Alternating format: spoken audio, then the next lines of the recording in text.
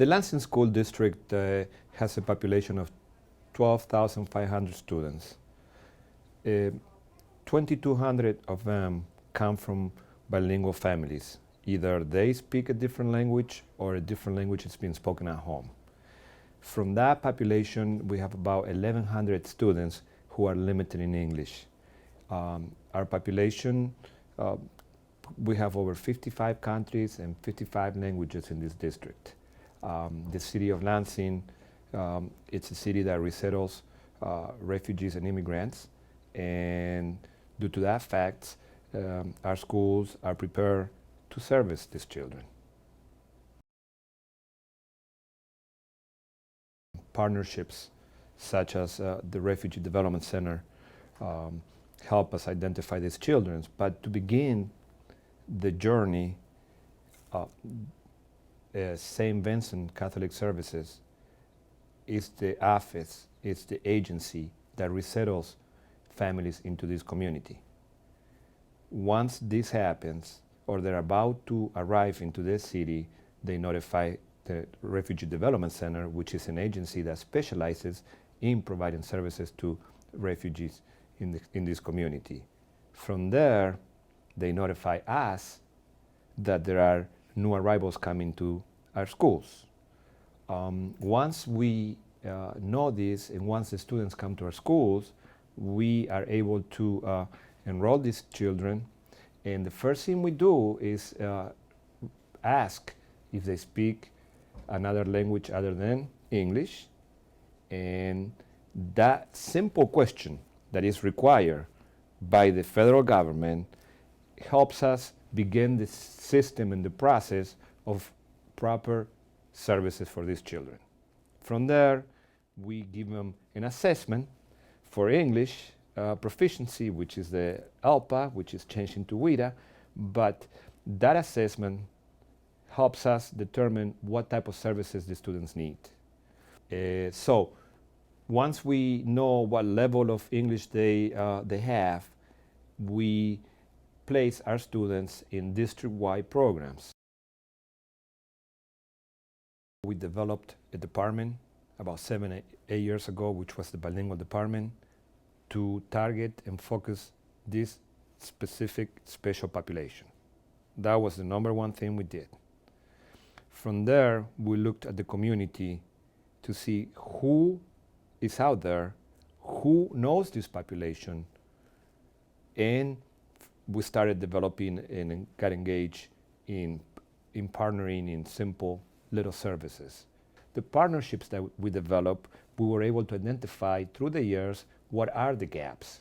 So as we worked together, we started to say, okay, what is it that these kids are missing?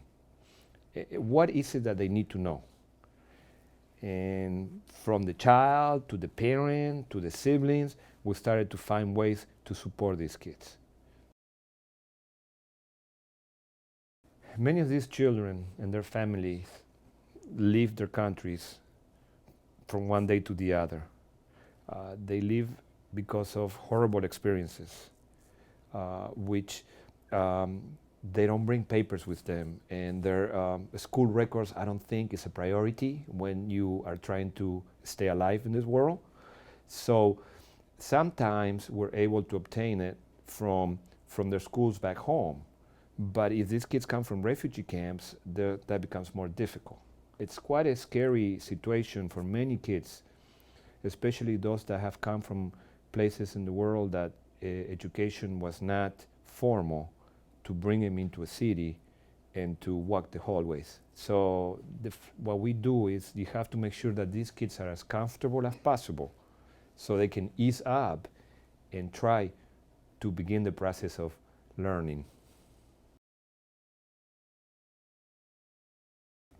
From personal experience, when I first became the bilingual director of the Lansing School District, the first thing I did was to make sure that we have a good identification process of our population of bilingual kids.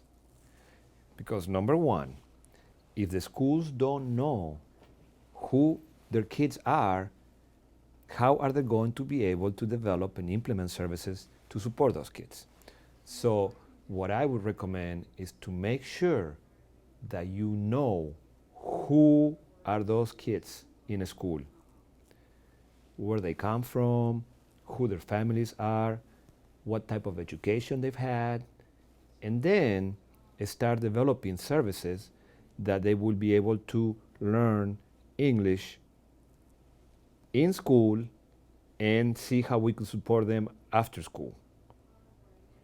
But once again, the small school districts, the districts that are what we call low incidence of students, make sure that you know who you have in school. Because teachers are caring people. And if they know who they have, they will find a way to educate children. But if you don't know who's walking in your hallways, it doesn't matter. You teach them all the same. So identification of kids, getting to learn who they are, welcoming their parents, looking around for any type of community organization that might be able to support them. The more you become acquainted with their families and who they are and what they do and why they're here, the more energy you're going to have to go that extra mile to learn, so you can provide these kids a great opportunity of success.